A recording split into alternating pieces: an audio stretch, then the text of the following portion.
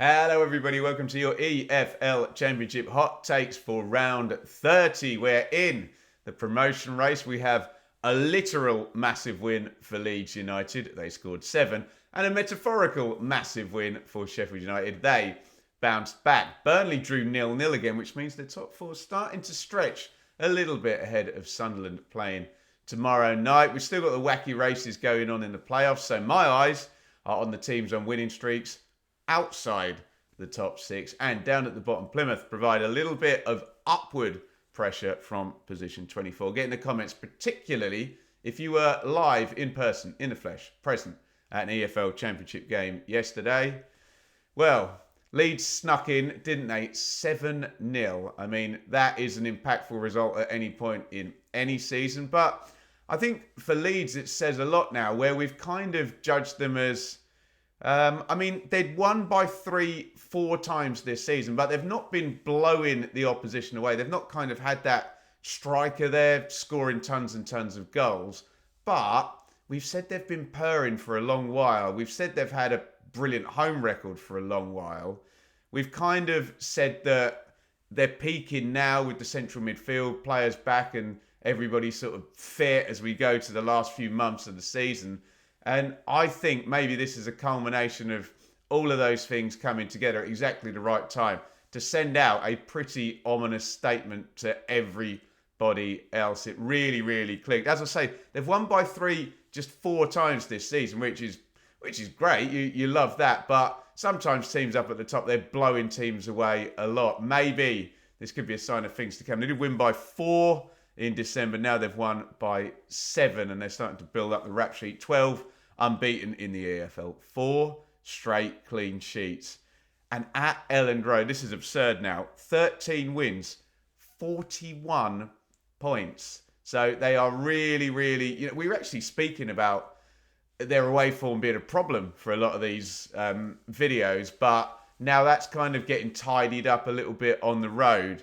That total is going to be gigantic, isn't it? And, who's going to go to Elland Road and take points off them between now and the end of the season is going to be very, very tricky. We can talk about the front four. They were all at it. Junior Firpo got 3 assists. Joel Pirou's getting goals as well up at the top end. Joseph as well. Maybe you don't need a number 9. Maybe it can be a bit of a rotation, a 60-30, 70-20 split over the 90 minutes. I don't know. You tell me. But I would be very, very happy with where Leeds United were. And when we've seen Daniel Farke's promotions with Norwich before, there's been a bit of a sense that everybody knows what the setup is when you get to this point of the season. And that is the kind of key strength. It's so, okay, you know what it is, but you can't stop it because it's so well calibrated. Confidence is going to be through the roof. And Leeds United have a 5-point promotion cushion over Burnley right now. So that's the literal massive win. The metaphorical massive win was for Sheffield United, who really needed to bounce back, didn't they, after being shocked by Hull. And they did at Derby. And then when you put that into context, they've won 4 out of their last 5. I'm sure if you ask any Sheffield United, every 5 games you're going to lose. You're going to lose the 4th one, 3-0 at home. And they'll say, okay, fine, well, that will get us promoted. 12 points every fine game. We'll take it. And I think we've done a lot of rambling about Sheffield United's lineups and who's not there. Let's talk about who was there in this one. Clark, Chowdhury, Diaz, Cannon, and if you take Vinny Souza starting again, all 5 of them in. And if we were doing this, say, 4 rounds ago, none of them would be playing. So it's coming around again. Bit different from Leeds, who have, kind of in a far more stable way. And not because of any operational differences, but just because they've been able to. And Sheffield United's been what it has been this season in terms of ins and outs, particularly in August. They've been able to have that stability, whereas Sheffield United have really now pushed in the transfer window. Sounds like they're still going to do more. They just really hyped on Chris Wilder and just add the bodies in and join the train to promotion is the idea this transfer window. 2 points off Leeds, but Sheffield United are 3 points ahead of Burnley, and we are moving at a really good whack. There's a reason we talk about 2 points per game a lot. And look at that top two. They're above 2 points per game. Again, we mentioned points deduction as we have to every week. And everybody else, literally in the league, is below the 2 points per game. Now, interestingly, in the actual promotion race, Sheffield United have a full week now before they play Pompey at home, which they're going to fancy. Pompey are one of the many teams in the Championship who skew better at home than they do away. Leeds and Burnley are going to play in midweek and then play in the FA Cup. So you would say the scheduling's a little bit kinder in terms of rest recuperation for Sheffield United. But to be quite frank, the way Leeds in terms of being smooth and Burnley in terms of being defensive, the muscle memory and the momentum's going, I don't know how much they'll mind, but Sheffield United can certainly do with the extra rest. Cannon to Diaz for the win at Derby yesterday. Job done. And the great Marcus Stewart said to me once in an interview, Ben, you need to understand the team that finishes the season is never the team that starts the season, or rather, you're very lucky if the team that starts the season finishes the season. That is going to be no truer word spoken with Sheffield United this season. They are really changing it up in January, and will the team that finishes the season for Sheffield United be able to hold off Burnley, who, yes, are going to break every single defensive record in the world this season in the Championship, but they are drawing too many games. They have drawn 0-0 5 times in the last 7 games. They've drawn 0-0 10 times this season. Burnley, that is incredible.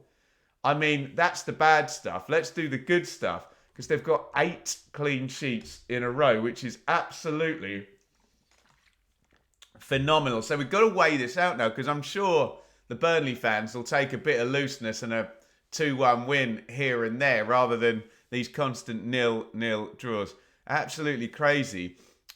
Here's the problem, is that it's 1 or fewer scored in 20 out of the 30 EFL games this season. So for you gambler people, it's under 1.5 goals in 20 out of 30 games. So there is a problem at Burnley with too many draws. There is a problem with not enough goals.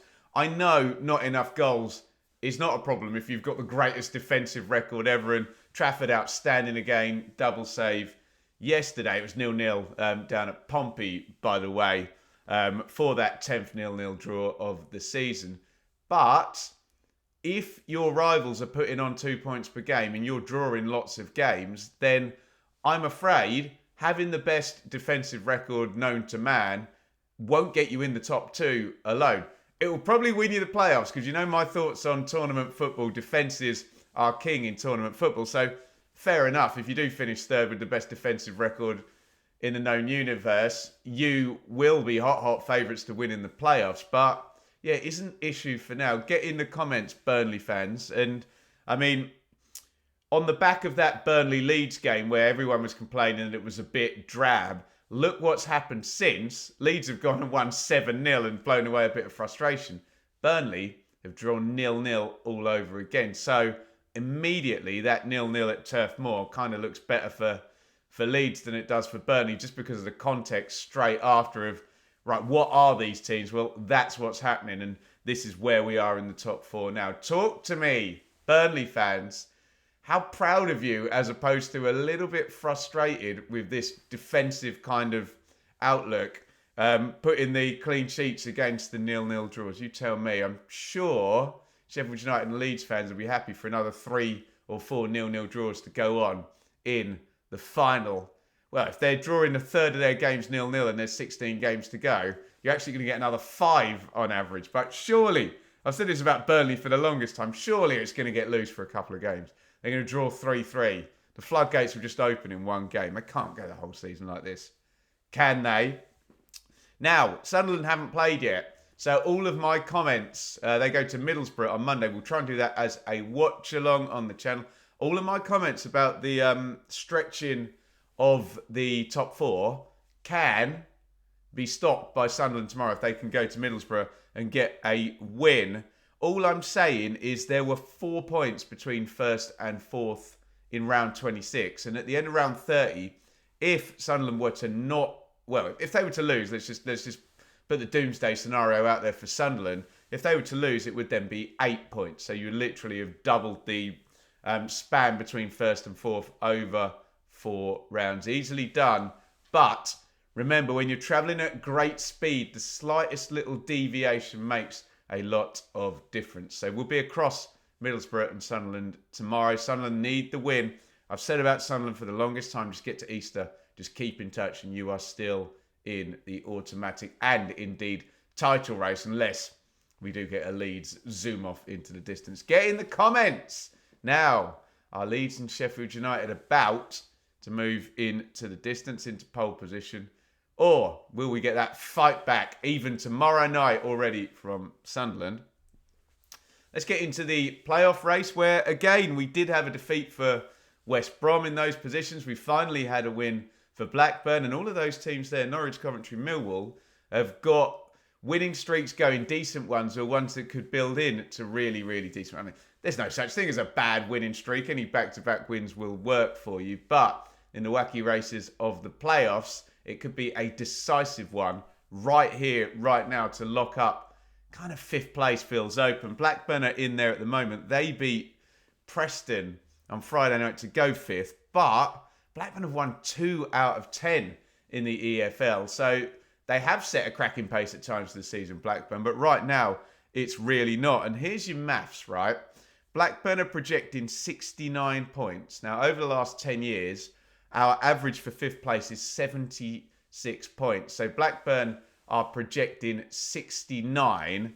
So we are down about 10% on the points level right now. It could go up. I'm talking about winning streaks and trends. But right now, you need 10% fewer points, or you can get there with 90% of the points you normally need, as opposed to the other 10 seasons. I think there's one season there we had someone on 81 points, which would be, you know, what is that? Another 12 points above where we are right now with Blackburn projecting 69.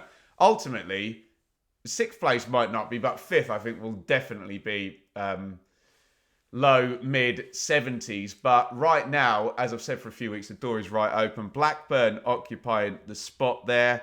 They need more up top, don't they? Gay did score that header at the back stick, but he's only got 3.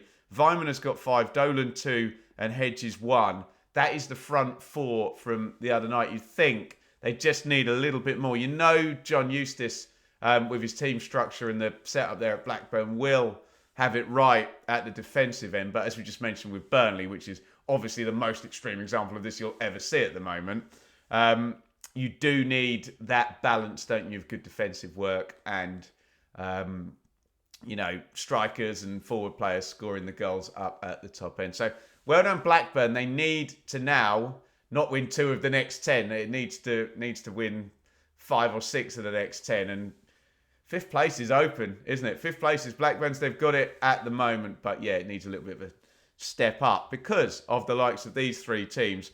And Norwich won again. They are 2 points off the playoffs, back-to-back wins. So it's not quite the Coventry or Millwall streak yet, but it's Norwich, isn't it? And I would suggest Norwich have the best squad out of the teams outside the top 6. I don't know, you challenged me on that. Middlesbrough are currently outside the top 6 as well. I don't know, we can discuss that. You know, I think Norwich's squad is very decent. Sargent is back. He's scored 3 goals in 2 games since he's been back. Borja Sainz has one more game suspended, and then he will return. I wonder how he's going to come back. He could be like a raging bull. He could be well rested, and not that you want to get banned for 6 games ever. That's not ideal. But if he comes back fit and firing, having had a mid-season break, and gets anywhere near where he was earlier in the season, well, if he is, because he was ridiculous, and Norwich are going to be in the playoffs, aren't they? If Sargent stays fit and Sainz is like that, it's going to happen, isn't it? You can't see anybody stopping that. So looking good for Norwich. They went to Watford and won yesterday. I'm sure the red card's going to be debated, isn't it? It's a bit silly by bio, but my understanding of the laws there is it's a strike that will get you red carded for violent conduct rather than a push. But was the push violent? I don't know. You tell me. Just don't do it, and then you'll be all right. But Norwich able to capitalise and go in and winning at Watford, where Tom Cleverley is under some pressure, and where in these playoff chats We are now talking about Norwich and not Watford, whereas we were just back in December, weren't we? So keep your eyes on Norwich. I know I've already been saying it for a few weeks, but yeah, heed my warning. Coventry, wow, it is 4 in a row for Frank Lampard and Cov. They are 3 points off the playoffs, and I kind of reconciled my mind to the fact that this was going to be a transition for Frank Lampard at Coventry for the remainder of the season, and what had happened, you know, and for whatever reason, Mark Robins wasn't able to get a tune out of a very nice looking squad this season. But given what I've said about that 10% drop in the projected points total for 5th position, the door's open, isn't it? They've got a good squad. They've got momentum. Frank Lampard's taken a team kind of on momentum. Remember Derby running into those playoffs in 18-19 on a bit of a wing and a prayer into 6th place. I don't know. You tell me. They went to, where did they go yesterday? Swansea and won 2-0. Sims scoring again. They've brought in Matt Grimes as well from the team they defeated yesterday. Coventry fans, talk to me. I mean, a 4-game winning streak with the pace as it is at the moment is definitely going to move the needle. But what are they going to do to follow this up, Coventry? I know their next game is against Leeds, and then I'm off there on Saturday for the FA Cup to watch Ipswich. Don't talk to me about Ipswich after yesterday. This is an EFL Championship hot takes video. I don't want to hear it. We'll talk about that on Blue Monday tonight. Under Lampard, Coventry have played 13 games. They've got 24 points. Under Frank Lampard, Coventry are the 3rd best team in the league. I think it's only Leeds and Burnley. So they must have outscored Sheffield United in that period as well. There may be some differential in games played there. I just toggled it on the date his first game was. But yeah, they're going to have a date at Wembley again if he keeps going the way he is. Coventry 4 on the trot. How long is this winning streak going to go? How long? Wrong point. Always do it. I'm mirrored. How long is Millwall's winning streak going to go? And fair play, because we love a 9-point week. And Millwall have done a weird 9-point week because they had a rearranged game. There wasn't even a midweek round. And Millwall went to Pompey. So where did they go? Luton at the weekend, Ivanovic. Pompey in midweek, Ivanovic. And QPR at home, 2-1. Loads of early goals in this game. I think all 3 goals have been scored by like halfway through the first half. I'm not talking about Ivanovic. I'm talking about Kundal, who was pretty decent for, where's he been? Plymouth and Stoke. And he's already got himself a goal. Very sleepy bit. Who's that QPR defender watching the ball bounce off the crossbar and then, someone snuck in behind me and scored. But Millwall, nice little run. It was actually Alex Neil's first EFL win on the board at the Den. And Millwall have won 3 on the trot. Do I see Millwall as a playoff team? No. But yet again, the door is absolutely wide open. They've won 3 on the trot. Again, Alex Neil tends to get teams moving when he first goes there.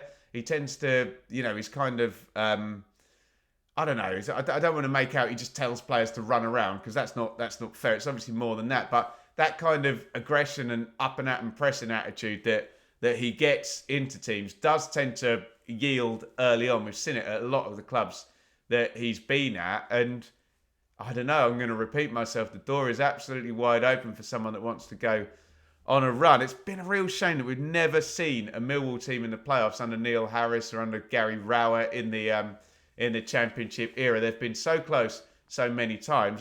Again, my take, Millwall fans, is that it could be a similar thing, a 11th to 9th sort of place finish. But you like the run at the moment. Where are they? I think they're 13th at the moment. So it does need to be something more tangible than just this 1 week of bang, bang, bang. 9 points. But hey, you got to love it in the moment, haven't you? I'm going long today, so let's get this all sorted out. Where's my other piece of paper? Down at the bottom, Stoke City, great win. They won at Hull, who had that brilliant win themselves, and they're all rivals down there together. They won from behind. Robin's first EFL win for Stoke. You get them moving in the end. He just will, won't he? Ali Al-Hamadi on debut scoring their comeback win.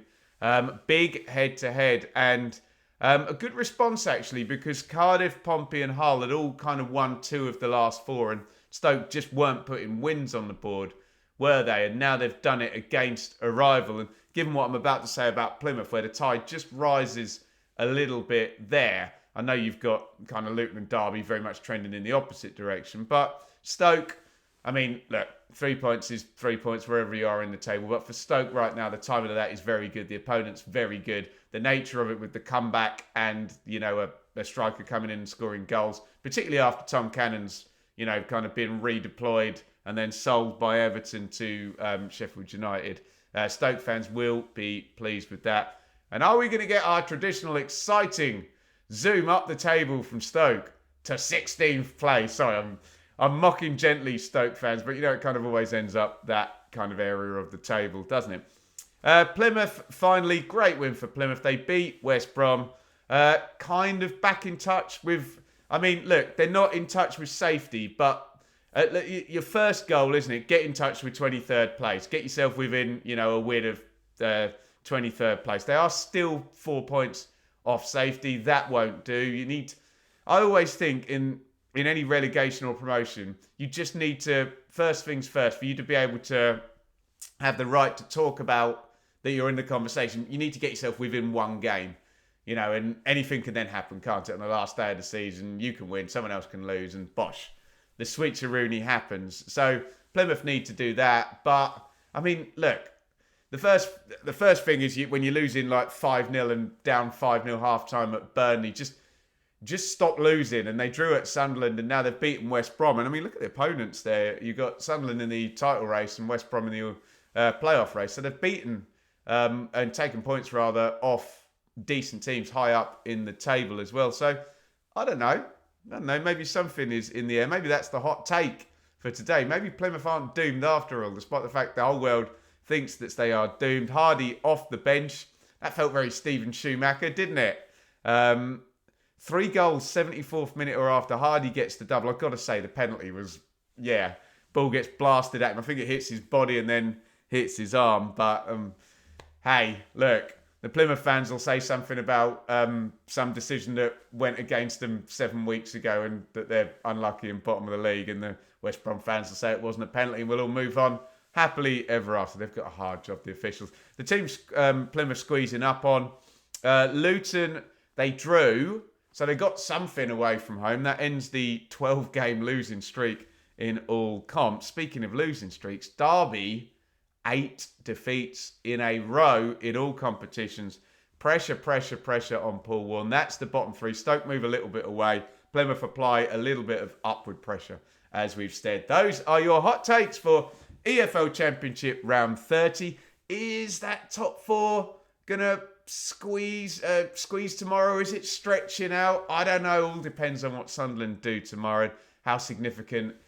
Well, you tell me. Is the 7-0 scoreline for Leeds more significant than Burnley drawing 0-0? Is what Burnley's doing going to be more pertinent to the automatic promotion race than what Leeds are doing, where they've kind of been winning at Ellen Road anyway, and 7 is 7, but Burnley need to stop drawing 0-0. And let me know about the wacky races. Can Norwich, Coventry or Millwall on winning streaks crash? I mean, it wouldn't be crashing the playoffs because we've seen it coming for months out at the moment. But yeah, let me know. Those are your hot takes. EFL Championship round 30, and we'll be live for the watch along tomorrow night. And if you really want to see me in complete misery, Blue Monday live over on that channel, talking Ipswich Town and the Premier League as well. Do the Premier League checking with Matt Ashby tomorrow on the channel. Plenty to do. Get subscribing, get liking, and get in the comments, especially if you were live in person in flesh at an EFL game yesterday in round 30.